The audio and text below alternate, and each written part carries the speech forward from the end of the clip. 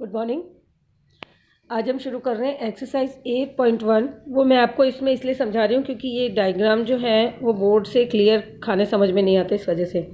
आप देखिए, इसमें लिखा है नीचे दी गई सारणी में संख्याएं लिखो, जिसमें देखो ऊपर के चित्र में लिखा दहाई में 3 कॉलम बने हुए, इकाई में 1 डब्बा दिया हुआ है और दशांश में 1 डब्बे के 2 टुकड़े दिए हुए छोटे छोटे। ठीक है, ऐसे ही बी वाले में एक बहुत बड़ा डब्बा दिया है जिसमें 100 डब्बे बने हुए, है ना।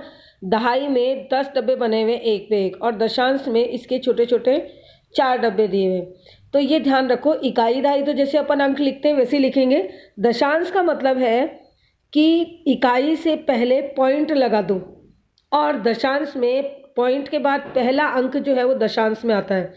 तो देखो आप, जिसमें पहले वाला, अब नीचे जो मैंने आपको बॉक्स में फिल करके लिखा हुआ उसमें देखो, पहले चित्र को देखते हुए इसमें लिखा सैकड़ा। सैकड़ा में देखो, पहले चित्र में सैकड़ा का कोई अंक नहीं है तो आप उसमें 0 लिखेंगे।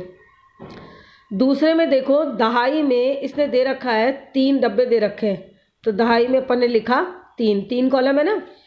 इकाई में इसने एक अकेला डब्बा दे रखा, एक ही, तो अपन ने इकाई में लिखा 1। और दशांश का मतलब है 1/10, यानी पॉइंट में भी हो सकता है। 1/10 के अंदर इसमें दशांश में कितने छोटे छोटे 2 हिस्से दे रखे हैं पॉइंट में, तो यानी 1/10 दशांश वाला भाग होता है, उसमें लिखे हैं हमने 2। ऐसे ही दूसरा चित्र देखो जिसमें 100 का है, ये सैकड़ा का। तो सैकड़ा के में देखो आप, इसने पूरा एक बड़ा सारा कॉलम दे रखा है दीवार की तरह, तो वो पूरा 1 आ गया सैकड़ा में। दूसरा है उसके नीचे, वो आप अपनी बुक में भी देख लीजिएगा, उसमें लिखा हुआ है दहाई। दहाई का सीधा एक कॉलम है, सीधा ही पूरा एक देखो दिया हुआ है दूसरे नंबर पे, तो वो दहाई में है 1। ठीक है, अब इसमें इकाई लिखा हुआ ही नहीं है, आप अपने बुक में देखिएगा, इकाई लिखा हुआ ही नहीं है। फिर लिखा हुआ है दशांश। दशांश में 4 है छोटे छोटे, तो दशांश में 4 है तो हमने दशांश में लिख दिए 4। तो जहाँ जो है वही उसमें लिखना है। ऐसे ही क्वेश्चन नंबर 2 देखिए। क्वेश्चन नंबर 2 में आपको लिखा हुआ है कि निम्न दशमलव संख्याओं को स्थानीय मान सारणी में लिखो। तो स्थानीय मान सारणी जो ये ऊपर वाली थी ना क्वेश्चन नंबर 1 की, ऐसी है स्थान मान सारणी, बिल्कुल ऐसी की ऐसी बनानी है आपको। ठीक है, अब ऐसी की ऐसी बना के और उसमें देखो पॉइंट के बाद में जो ये 4 लिखा है, इसे तो आप लिखोगे दशांश में। 9 इकाई अंक है तो वो इकाई में लिखोगे। 1 दहाई अंक है तो वो डब्बे में दहाई में लिखोगे।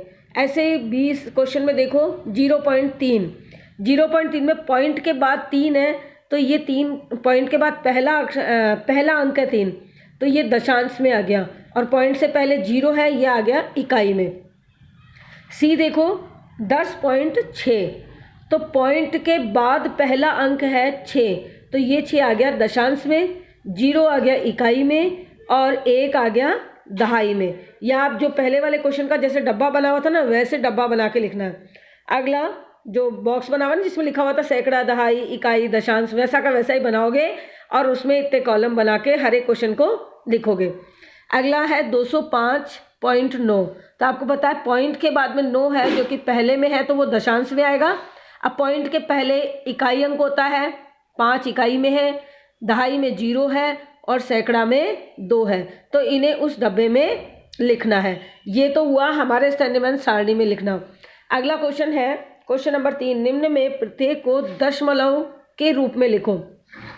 अब इसको दशमलव के रूप में लिखने के लिए देखो क्या लिखा हुआ है, 7 दशांश।